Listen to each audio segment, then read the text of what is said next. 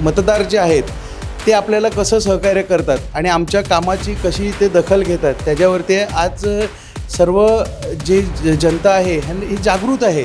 सर्व शिक्षित झालेली माणसं आहेत. आता अनाडी कोण राहिलेलं नाही आहे की पहिलं चालायचं की बाबा चला दमदाटी द्यायचं, चला हे झालंच पाहिजे, असंच झालं पाहिजे. आता तसं राहिलं नाही. आता सर्व जनता सुन्न आहे. त्यांना माहिती आहे काम कोण करतं आहे आणि कामं कोण करणार आहेत. त्यामुळे सर्व आमच्या बाजूने आहेत. नमस्कार, मी संकेत आणि आपण पाहत आहात मुंबई आउटलुक. वसई विरार महानगरपालिकेच्या प्रभाग क्रमांक 25B मधून अमोल म्हात्रे साहेब जे आहेत ते शिवसेना या पक्षाकडून त्यांना उमेदवारी मिळालेली आहे. अधिकृत उमेदवार आहेत. ह्या प्रभागामध्ये 25 नंबरच्या प्रभागामध्ये 4 उमेदवार आहेत वेगवेगळ्या वॉर्डमधून. त्यामधले 2 शिवसेना आणि 2 भाजपचे आहेत. त्यामध्ये देखील त्यांनी चांगल्या पद्धतीचं कॉम्बिनेशन केलेलं आहे. एक महिला उमेदवार आहे, एक पुरुष उमेदवार आहे. ज्या महिला उमेदवार आहेत त्या ॲडव्होकेट आहेत. आता आपल्यासोबत अमोल म्हात्रे साहेब आहेत. त्यांच्याशी आपण ह्या प्रभागातल्या समस्या, त्यांना आलेल्या अडचणी आणि कशा पद्धतीने ही निवडणूक पुढे जाते आहे या संदर्भात चर्चा करूयात. मुंबई आउटलुकमध्ये तुमचं स्वागत आहे. पहिलीच निवडणूक आहे आपली.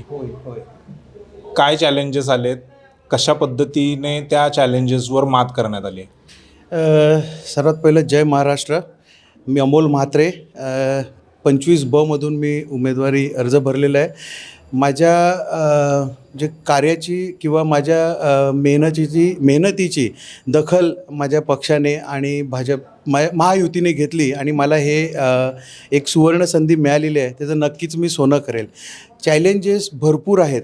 आम्ही डोर टू डोर जातो आहे. जवळजवळ 70 ते 80% आमचा प्रचार झालेला आहे आणि मॅक्झिमम आमच्याकडे पाडे आहेत. ओके, जवळजवळ 9 ते 10 पाडे आमच्या 25 नंबरमध्ये येत आहेत आणि तिथे मूलभूत सुविधा ज्या म्हणतो आपण, म्हणजे त्याही त्या लोकांना मिळत नाही आहेत बऱ्याच लोकांना, आणि ते त्या सुविधांपासून वंचित आहेत आणि त्यांना कसा न्याय देता येईल ह्याच्यासाठी आम्ही नक्कीच प्रयत्न करू. काय मुद्दे आहेत, म्हणजे रस्ते, पाणी ह्याच्या व्यतिरिक्त आणखीन कुठले मुद्दे आहेत जे तुम्ही नोटीस केले, तुम्ही रजिस्टर केले आणि त्यावरती तुम्ही लोकांशी संवाद साधताय? रस्ते, पाणी हे तर मेन मुद्दे आहेतच. एक तर किस्सा असा आहे की एका लहान मुलीच्या कडे आधार कार्ड नाही आहे, कारण तिच्या आईवडिलांनी सोडून गेलेले.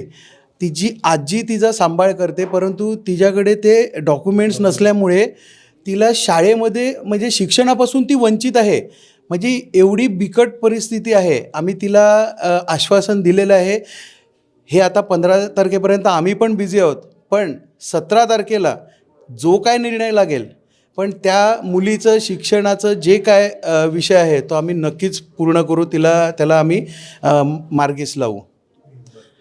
सुरुवातीपासून शिवसैनिक की हल्लीच तुम्ही राजकारणामध्ये प्रवेश केला आहे? राजकारणामध्ये मी प्रवेश केला 3.5-4 वर्ष झाले. शिंदे साहेबांच्या म्हणजे मागे आम्ही उभे राहण्याचं म्हणजे उभे आहोत. ओके, खरं मेन बाळासाहेब ठाकरे, आमचे बाळासाहेब ठाकरे, त्यानंतर धर्मवीर आनंदिगे साहेब यांना आम्ही मनापासून मानायचो पहिल्यापासून, पण राजकारणामध्ये नव्हतो. एका मित्राने मला एकदा सांगितलं की तू येतोस का राजकारणामध्ये, म्हणजे तू काय करशील. मला इच्छा होती यायची, पण समोरून कधी कोणी सांगितलं नव्हतं आणि त्याने सांगितल्यानंतर मी बोललो चला ठीक आहे, आपण पण काहीतरी करूया. त्यानंतर शाखा प्रमुख म्हणून मला पद देण्यात आलं आणि आज शाखा प्रमुख नंतर विभाग प्रमुख नंतर आता मला हे आज तिकीट मिळालं आहे. लोकांची सेवा करायची. 80% समाजकारण आणि 20% राजकारण हे आमच्या साहेबांनी जे आम्हाला धडा शिकवला आहे हे आम्ही करतो आहोत आणि पुढे करत राहू. वरिष्ठांकडून काय तुम्हाला मार्गदर्शन किंवा अशा कोणत्या गोष्टी की हे करायला पाहिजे, आणखीन तीव्रतेने करा, आणखीन लोकांपर्यंत जा, किंवा हा मुद्दा अशा पद्धतीने मांडा, जी कामं एकनाथ शिंदे मुख्यमंत्री असताना किंवा आता उपमुख्यमंत्री आहेत हे असताना त्यांनी जी काय कामं केली तर त्या पद्धतीने ती मांडा, अशा पद्धतीचं काय मार्गदर्शन वरिष्ठांकडून? हो, नक्कीच. आमचे जिल्हा प्रमुख आहेत निलेश तेंडुलकर साहेब, त्यांचं नेहमी आम्हाला मार्गदर्शन होते. दिवसातून एकदा त्यांचा फोन असतोच की काय करतोयस, म्हणजे हे आता प्रचाराचं नाही सांगत आहे, ह्याच्या आधीचंही काय करतोय, काही समस्या आहे का, तुम्हाला काही हेल्प हवी आहे का, तर ह्या सगळ्या गोष्टी ते अपडेट घेत असतात आणि त्यामुळे एक म्हणजे म्हणतात ना प्रेरणा मिळते काम करण्याची.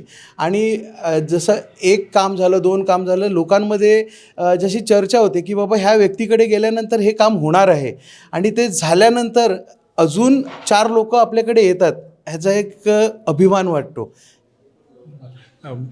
2 भाजपचे उमेदवार इथे आहेत. ह्या महानगरपालिकेमध्ये 3 जे आमदार आहेत ते भाजपचे आहेत, खासदार देखील भाजपचा आहे. भाजपच्या ह्या आमदारांकडून किंवा त्यांच्या कार्यकर्त्यांकडून किंवा त्यांचे जे वरिष्ठ आहेत नेते, त्यांच्याकडून काय मार्गदर्शन किंवा त्यांच्याकडून काय सूचना तुम्हाला दिल्या आले? हो, नक्कीच. सर्वात प्रथम मी सांगू इच्छितो की आमदार स्नेहा दुबे पंडित मॅडम ज्या आहेत, तर त्या नेहमी म्हणजे आम्हाला मार्गदर्शनही करत असतात आणि म्हणजे त्यांच्यासाठी आम्ही भरपूर निवडणुकीमध्ये भरपूर त्यांनाही म्हणजे मदत केली म्हणा किंवा ते आमचं कर्तव्य होतं, प्रचार होतं आणि त्यांनी प्रत्येक वेळेला आम्हाला म्हणजे कुठलंही काम आम्ही त्यांच्याकडे घेऊन गेलो की बाबा ताई आमचं हे असं काम अडलेलं आहे, आमचं हे काम अडलं आहे, आमच्या माणसाचं हे काम अडलं आहे, तर त्यांनी आम्हाला सहकार्य केलं आहे आणि चांगल्या प्रकारे म्हणजे ते पूर्ण झालेलं आहेत कामं.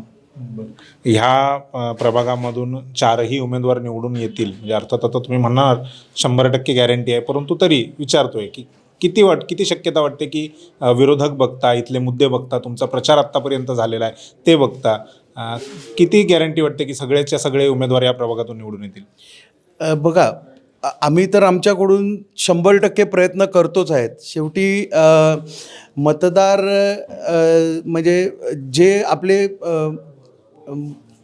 म्हणजे मतदार जे आहेत ते आपल्याला कसं सहकार्य करतात आणि आमच्या कामाची कशी ते दखल घेतात त्याच्यावरती आज सर्व जे जनता आहे ही जागृत आहे.